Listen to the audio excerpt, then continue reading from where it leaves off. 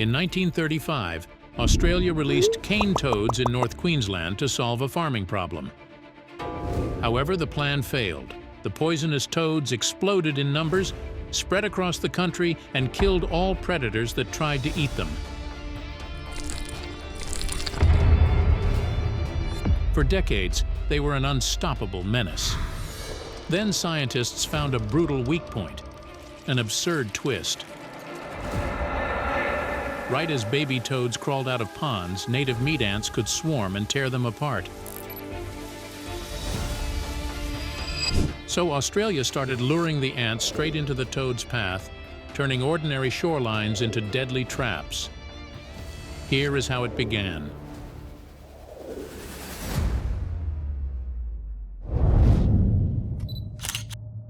The toads that Australia couldn't stop. Just there you are. Australia's cane toad disaster began with a plan that sounded almost too simple to fail. In 1935, cane toads were released in North Queensland to help save sugarcane crops from destructive beetles. Farmers wanted the beetles gone. The toads were expected to eat them. The crops were supposed to be safer. But the plan fell apart almost as soon as it began. The beetles survived. The toads did not just survive, they spread. Australia brought in a hunter to protect its farms, but the hunter became the invader. The animal meant to clean up one problem turned into a far bigger one, and once cane toads got a foothold, they became almost impossible to pull back.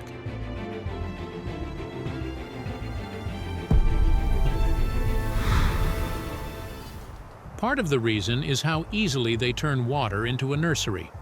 Cane toads breed in still or slow-moving water, the kind found in ponds, drains, dams, flooded ground, and other wet places across warm parts of Australia. A single female can lay 8,000 to 30,000 eggs at a time. Those eggs can hatch in 2 or 3 days, and in warm conditions, the tadpoles can grow into young toads in 4 to 8 weeks. So one quiet pond can become a factory.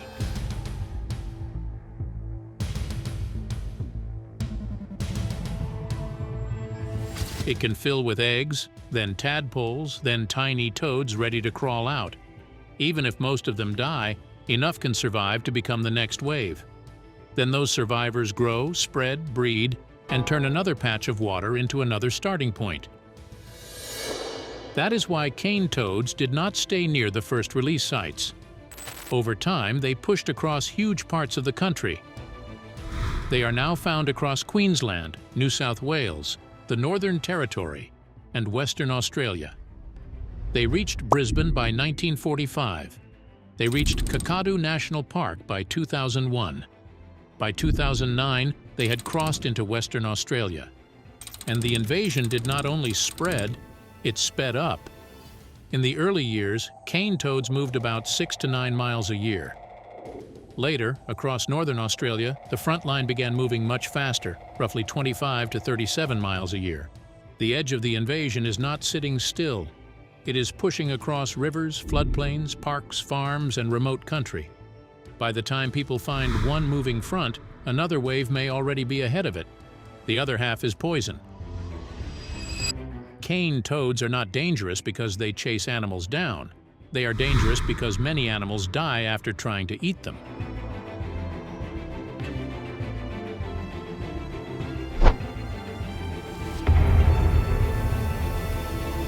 Behind the head, cane toads have large poison glands called parotoid glands. When a toad is threatened, those glands can release a powerful toxin. The poison is not only in the adult stage. Eggs, tadpoles, young toads, and adults are all poisonous. For many Australian predators, that turned a normal meal into a trap. A snake sees a slow toad and strikes. A goanna grabs one. A northern quoll bites into it. A freshwater crocodile tries to swallow it. To those animals, the toad looks like prey. But the moment the toxin enters the mouth, the fight changes. The poison can cause rapid heartbeat, heavy salivation, convulsions, paralysis, and death. That broke a simple rule of the wild. For millions of years, native predators learned what they could hunt by testing the animals around them. A small, slow amphibian should have been easy food. Instead, the cane toad punished the predator for doing what predators do. The damage became severe because the toads kept spreading into places where native animals had no experience with this kind of poison. Northern quolls, goannas, snakes, and freshwater crocodiles were among the animals hit hard in different areas. Some predators died after eating the first cane toads they met. Others declined as the invasion front moved through. The toads were not just adding another animal to the landscape. They were knocking pieces out of the food chain. After decades of study, Australia still has no broad, simple way to wipe cane toads out across the country. The goal has become more realistic: reduce the damage, protect native wildlife, slow the spread where possible, and strike the toads when they are easiest to hit. The strange part is that Australia's most toxic invader has one moment when it is almost helpless: the short, dangerous crawl from water onto land. The weakest day in a cane toad's life. A cane toad is most dangerous when it grows up, but its weakest day comes much earlier. It happens right after the tadpole stops being a tadpole and becomes a tiny toad. At this stage, it has legs. It can crawl out of the water. It looks ready for land, but it is not ready for danger. It is not the big, rough, warty cane toad people know. It is small, dark, soft, and fresh from the water, with a body that can dry out fast. One wrong move can kill it. One wrong place can trap it in trouble. These newly transformed toadlets do not leave the pond like a grown animal walking away from home. At first, they stay close to the water's edge. The damp ground keeps them alive, but it also keeps them crowded. If they go too far back into the water, they remain stuck in the breeding zone. If they move too far onto dry land, they can lose water and die, so they gather in the narrow strip between both worlds. That strip is where the whole story changes. The world around the pond does not wait for it to get stronger. The timing makes the danger worse.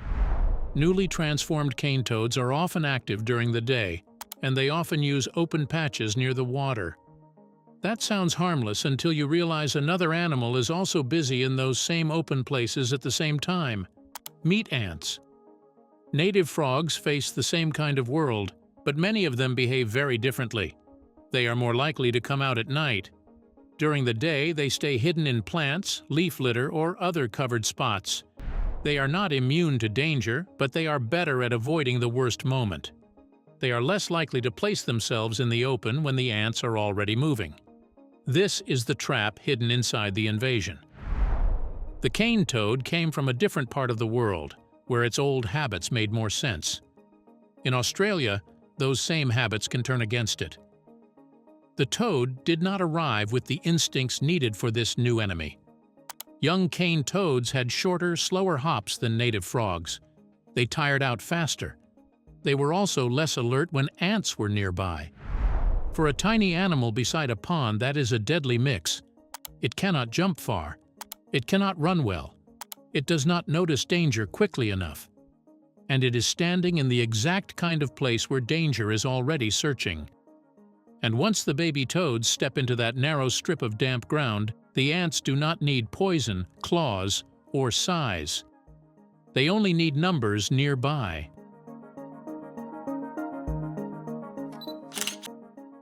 The ant ambush at the water's edge. The killer waiting at the water's edge is not large, rare, or strange-looking.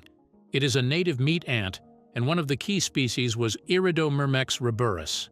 These ants are fast, common around wet places in tropical Australia, and powerful because they work in numbers. They already belong in that landscape. They move through the open ground near ponds, puddles, and waterholes, searching for anything small enough to take. One ant is a problem for a tiny toad.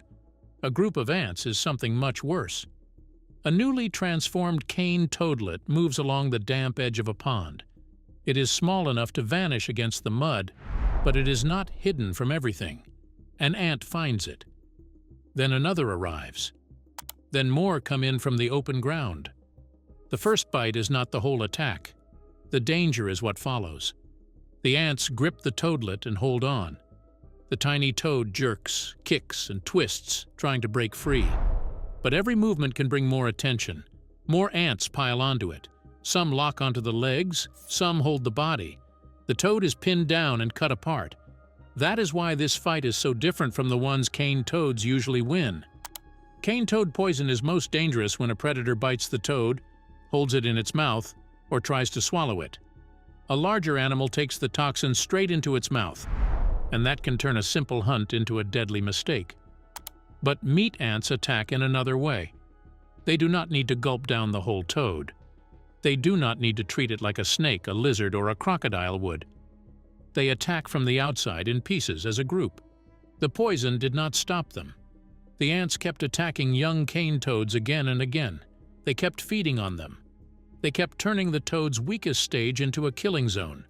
Georgia Ward Fear, Greg Brown, and Rick Shine studied this in tropical Australia, where newly transformed cane toads were coming out near water.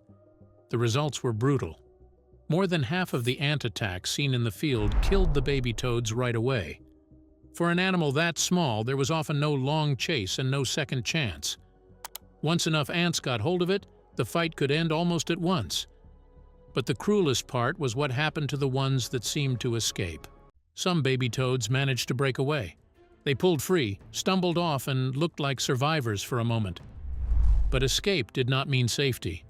Among the toadlets that got away from an ant attack, 88% died within 24 hours. They did not need to be dragged off on the spot. The wounds, stress, and damage were often enough to finish the job later. When ant numbers were increased near the places where toadlets were moving, both ant activity and toad deaths rose more than fourfold. In those areas, 98% of the young toads were found by ants, and 84% were attacked in less than 3 minutes. That is a frightening number because it shows how little time the toadlets had. The ants were not making a special plan to hunt cane toads. They were doing what meat ants already do. They search, find food, and overwhelm prey that can be held down. That is the strange weakness inside one of Australia's hardest invaders. The adult cane toad can poison animals much bigger than itself. But before it reaches that stage, it has to survive the edge of the pond. It has to cross a narrow strip of damp ground where the ants are already moving. For many of them, that first walk onto land becomes the last thing they ever do. But scientists did not just watch this happen by luck. They found a way to pull the ants toward the exact place where the next wave of toads was about to crawl out. The cat food trick that turned the shoreline into a trap. Australia was not dumping foreign predators into the wild. It was not breeding a new army of insects. It was not bringing in another invader to fight the first one. That mistake had already helped create the cane toad crisis in the first place. This time, the idea was much more careful. Use a predator that was already there and guide it to the right spot at the right time. The tool was ordinary cat food. Scientists placed small amounts of bait near the places where baby cane toads were expected to crawl out. The bait did not kill the toads. It did not poison the water. It did not change the ants into anything new. It simply brought meat ants into the same narrow zone where the young toads had to pass. At first, the edge of a pond might look almost empty. A few toadlets sit near the mud. The damp ground shines in the heat. Then the bait begins to work. Ants find the food. More ants follow. Within a short time, the same quiet strip becomes busy with hunters. That is what made the trick so powerful. It did not need a huge machine or a strange chemical weapon. It only moved a native predator closer to a natural weak point in the toad's life. When the next wave of tiny toads came out of the water, they entered a place that was already crowded with ants. The timing mattered as much as the bait. In the wet season, cane toads breed in ponds, puddles, dams, and other still water. When the young toads finish changing, many leave the water around the same period. They are still small, still soft, and still tied to moisture. During the morning and daylight hours, the open edge can become the meeting place between two very different animals: young cane toads that must stay damp, and meat ants that are already searching for food. Elisa Cabrera Guzman and her team found that cattle and horse hoof prints around water edges can change the danger for young cane toads. Those hoofprints create small depressions in the ground. Some are cooler and wetter than the bare surface around them, so baby toads use them as hiding places from heat and drying. But the same hoofprints can turn against them. A steep-sided hoofprint can become a pit. A toadlet may crawl in because it is damp and safe from the sun, then struggle to climb out quickly when danger arrives. If water collects inside, the same tiny shelter can also become a drowning risk. And if ants are nearby, getting stuck in a shallow pit is the last thing a young toad needs. The cat food bait made use of that whole setup. It did not turn every pond in Australia into a killing zone. It worked best where the pieces lined up.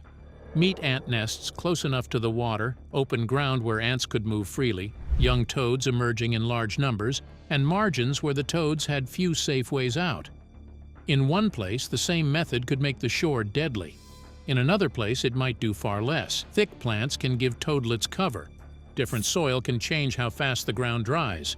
The shape of the water's edge can spread the young out or force them together. Ant nests may be close, or they may be too far away. A small change in the pond can change the whole fight. Still, a shoreline trap can kill huge numbers of baby toads, but it cannot solve the whole invasion by itself, because cane toads do not fight on only one battlefield.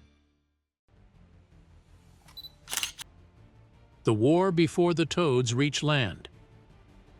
The fight against cane toads does not begin when the young toads crawl onto shore. It begins earlier, while the next wave is still hidden in the water. A cane toad is not one target. It is a whole chain of targets.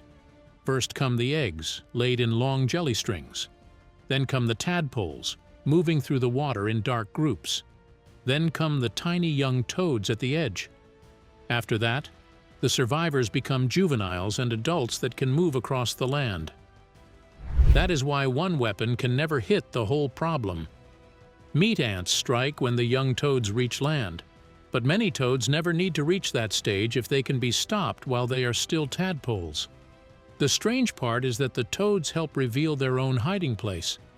Cane toad eggs release chemical signals into the water.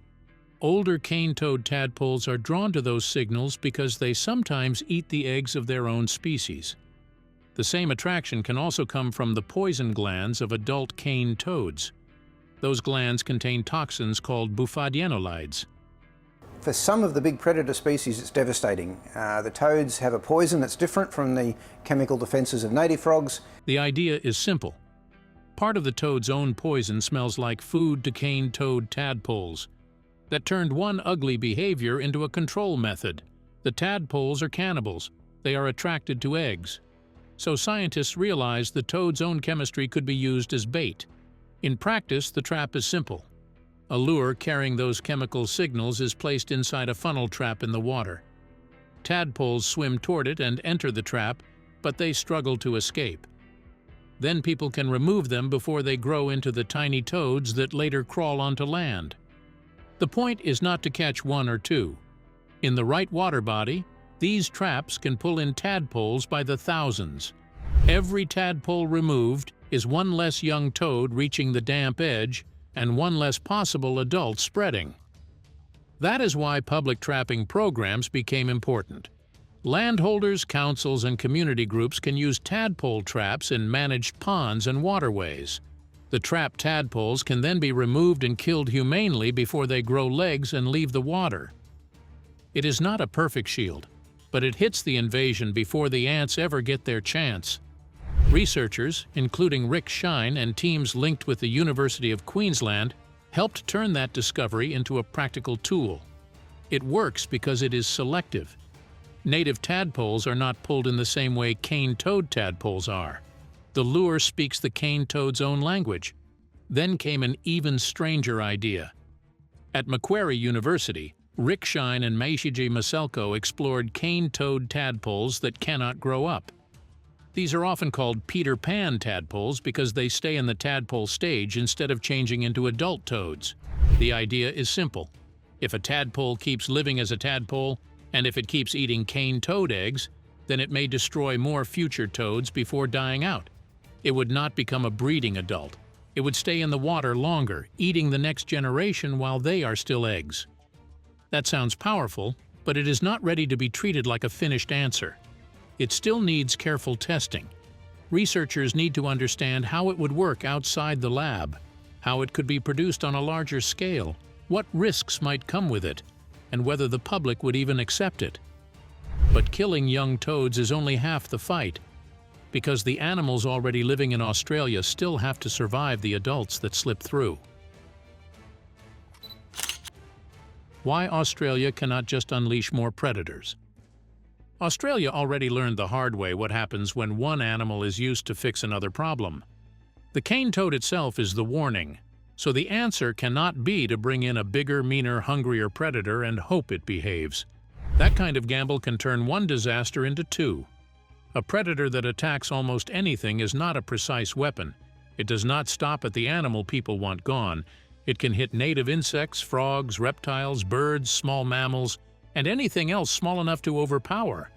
That is why the safer path is not more predators everywhere. It is using pressure that already exists in the landscape, then aiming it at the exact weak points in the toad's life.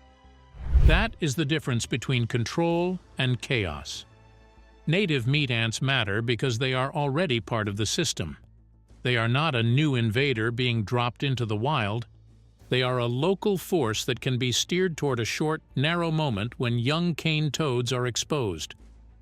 Thousands of them are forming the basal layer that's on top of the water, and then on top of that layer will be hundreds or thousands of additional fire ants. Many of them will be carrying the larvae or the babies of the colony. Western Australia's work shows how careful that fight has become. The goal is not to promise that every cane toad will vanish. The country is too wide, the front is too remote, and the toads are too good at spreading. The goal is to reduce the damage, watch where the invasion is moving, remove local outbreaks where possible, and give native animals a better chance before the worst wave arrives. That is where taste training comes in. Some predators can learn not to eat cane toads before the full danger reaches them. The method is simple. Give a vulnerable predator a small cane toad or a treated toad bait that makes it feel sick without killing it. After that bad meal, the animal connects the smell and taste of cane toad with sickness. Later, when a large adult toad shows up, the predator is less likely to bite. It is a bad food memory that can save its life. This has been tested with yellow-spotted monitors, large goannas that can be hit hard when adult cane toads arrive. Researchers released small taster toads ahead of the invasion front. The small toads could make the goannas feel sick, but they were far less dangerous than the big adults that would arrive later. The results were strong. In places without the taster toads, goanna numbers fell by up to 94%. In places where the training was used, goanna numbers stayed much stronger, ranging from 35% to 140% of their earlier levels by the end of the study. That is a huge difference. It means the fight is not only about killing cane toads, it is also about keeping native predators alive long enough to keep doing their own jobs in the wild. The same basic idea has also been used with freshwater crocodiles in the Kimberley.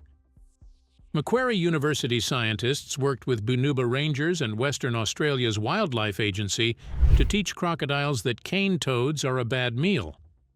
Treated cane toad baits made crocodiles feel sick, but did not kill them. After the training, the crocodiles were much less likely to die when real cane toads reached the area. That work matters because these predators are not just background animals. Goannas, crocodiles, snakes, quolls, and other hunters help hold the food web together. When they crash, the damage spreads through the whole system. Saving them is not separate from fighting cane toads.